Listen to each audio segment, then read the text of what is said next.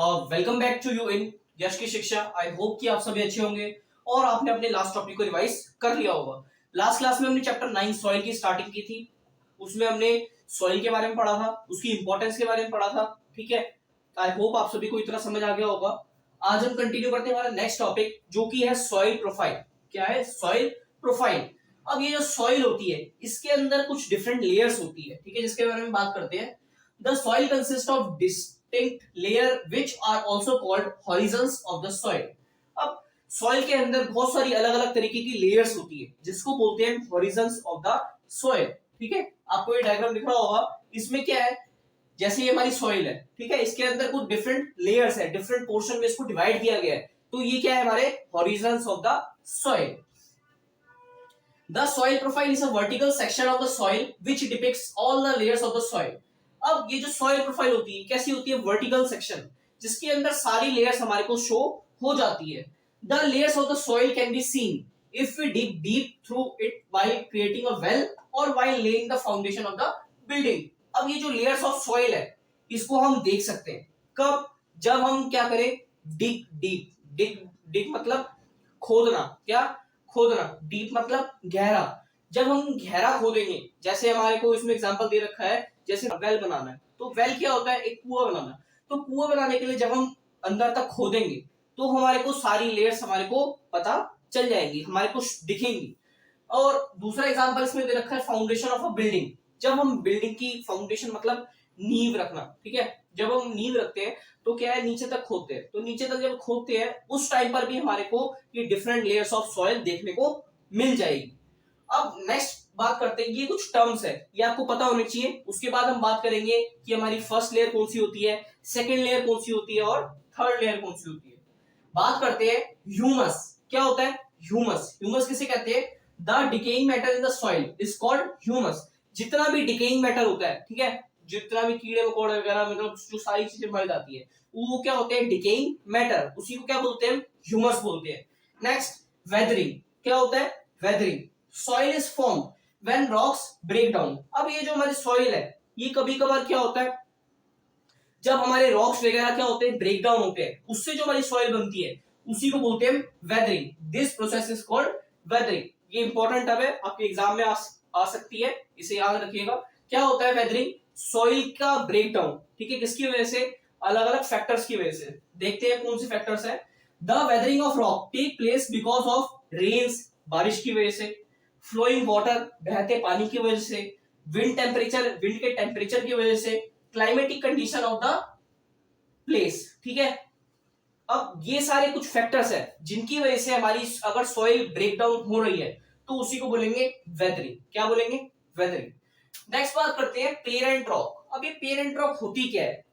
The nature of the soil that is texture and availability of minerals depend upon the rock from which is formed. अब जो soil का nature है, अभी मैंने आपको बताया कि अलग अलग फैक्टर्स की मदद से क्या होती है, हमारी सॉइल ब्रेकडाउन होती है, उसे बोलते हैं वेदरिंग।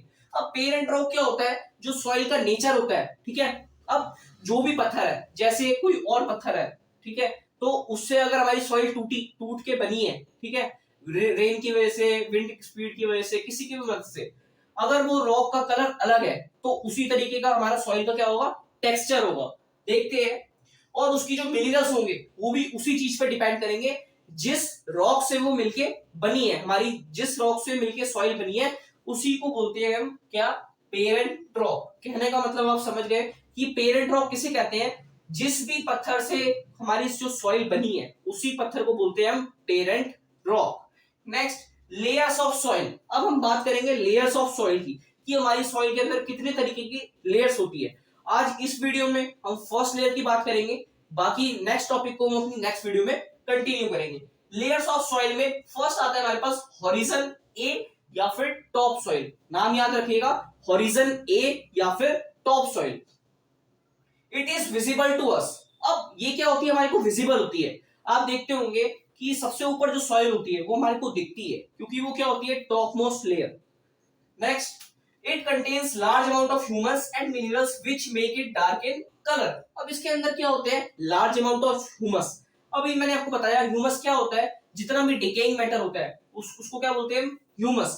तो इसमें क्या होता है, लार्ज क्वांटिटी में होता है, ठीक है, जितने भी डिकेइंग मैटर होता है वो लार्ज क्वांटिटी में होता है। इसकी वजह से इसका जो कलर होता है सॉइल का क्या होता है, डार्क हमारे को दिखाई देता है। आप सभी ने देखा होगा कि जो ऊपर की लेयर होती है वो क्या उसकी कैसी होती है, डार्क होती है। Next, the soil is rich in nutrients because of the presence of humus.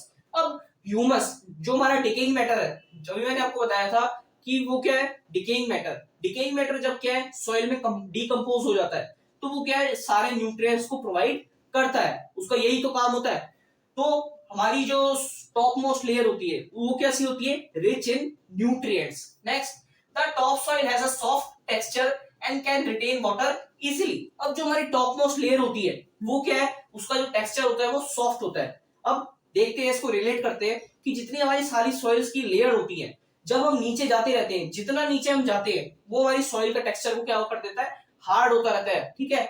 जितना हम, जैसे हमारी टॉप मोस्ट लेयर है वो क्या है, हमारी सॉफ्ट टेक्सचर की, तो ये क्या कर पाती है, ये वाटर को इजीली रिटेन कर पाती है, ठीक है। इसके अंदर टॉप मोस्ट सॉइल में आपने देखा होगा तभी हम प्लांट्स वगैरह को ग्रो कर पाते हैं, देखते हैं पढ़ते हैं। That is why plants roots grow in the top soil region. अब आपने देखा होगा कि जितनी भी टॉप सॉइल होती है वहीं पर प्लांट्स की रूट्स होती हैं, क्योंकि क्या होता है वहीं पर जो वाटर है वो रिटेन हो पाता है। अगर वाटर जहां पर रिटेन होगा वहीं पर क्या होगी, प्लांट की ग्रोथ होगी। Next, the topsoil is home to many living organisms as well like insect, worms, beetles, rodents and moles। अब ये जो topsoil होती है, मैंने आपको लास्ट वीडियो में बताया था कि माइक्रो ऑर्गेनिजम्स किस में रहते हैं, सॉइल में रहते हैं। तो आज हमारे को पता चल रहा है कि जो माइक्रो ऑर्गेनिज्म होते हैं वो कहां पर रहते हैं, टॉप मोस्ट लेयर में। कहां पर, टॉप मोस्ट लेयर में, ठीक है। ये जितने हो गए इंसेक्ट्स हो गए, वर्म्स, बीटल, ये सारे कहां पर रहते हैं, टॉप सॉइल में रहते हैं। ये टॉप सॉइल ही उनका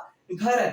तो आज हमने बात करी सॉइल प्रोफाइल की, ठीक है, कुछ बेसिक टर्म्स के बारे में बात करी, लेयर्स ऑफ सॉइल में हमने फर्स्ट लेयर की बात करी, नेक्स्ट लेयर की बात हम नेक्स्ट वीडियो में करेंगे। आज के लिए इतना ही। आई होप आप सभी को समझ आ गया होगा।